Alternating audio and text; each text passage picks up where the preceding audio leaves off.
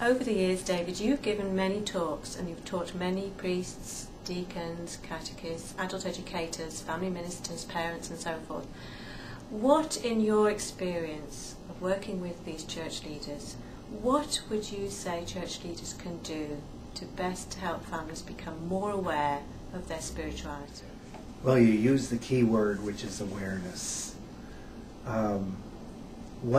One of the roles that the church has, I believe, is to move people toward a greater awareness, as we have been talking about, God in their lives. But if the church leaders, whatever their role is, are not aware of that presence, then it's not going to happen. So the first thing to do, I always think, is for church leaders, ordained priests, deacons, religious educators, whatever they are, to, in a sense, get in touch with their own families and their own family experience. There is something in the language of the church that today we call a family perspective. Family perspective means to look at whatever you're doing in the pastoral life of the church or the educational life or the worship life from the standpoint of how does it look in a family. A couple of examples. I think that families appreciate when the priest in the homily uses family examples, tells family stories. Doesn't have to be his story. It can be something he knows about or heard about.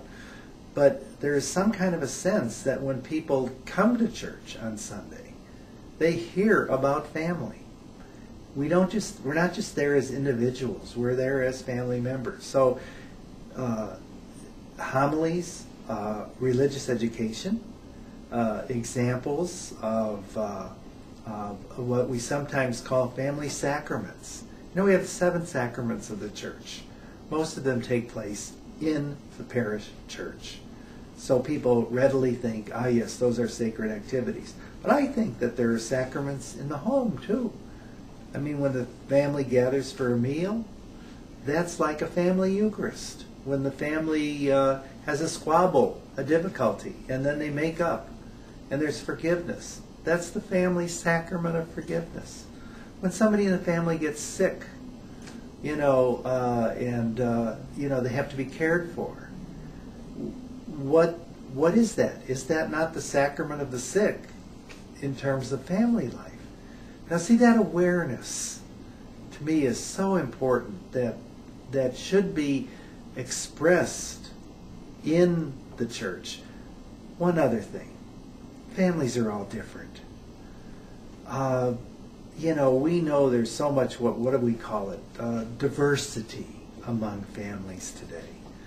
There are a lot of single parent or lone parent families. There are families where children are being raised by grandparents. There are families that are separated by thousands of miles even. There are families that have some of the members who are mentally ill or suffering from some chronic conditions. Families where Alzheimer's exists. All of these families are families in the sense we're talking about it. But church leaders need to embrace all of those kinds of families, to sort of let it be known that when the church talks about family, it's talking about families from the standpoint of the family, not because of some idealism or some perfect image of family. That my church leaders sometimes use the Holy Family as an example. And they give the impression that everything was wonderful in the life of the Holy Family. That Joseph was such a kind person. Mary was always solicitous about the family and so forth. And Jesus, he was the perfect child. Well, I don't think it went that way. First of all, Jesus was a rebellious teenager. The only story we have about Jesus growing up is the time when he didn't do what his parents wanted. Kind of went off on his own. Stayed back in the temple. They both thought that he was, with each other or someone else. We don't know all the details, but all we know is that that he did something that they didn't like. I mean, we have to read that openly and be honest. Holy Family, was different from a kind of an idealized notion of family life. So, awareness of the diversity of families, awareness of one's own family, awareness of what we've been talking about here, the many places in which God is present in the family. All of those things will contribute to a whole church that is more greatly aware of God's presence in the family and the family's inherent holiness.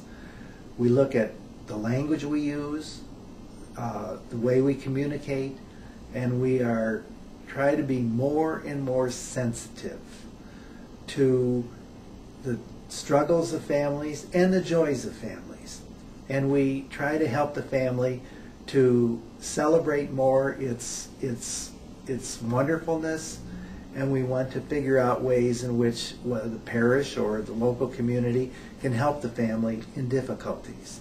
The focus is always on the family, because that's where life is happening for most of our people.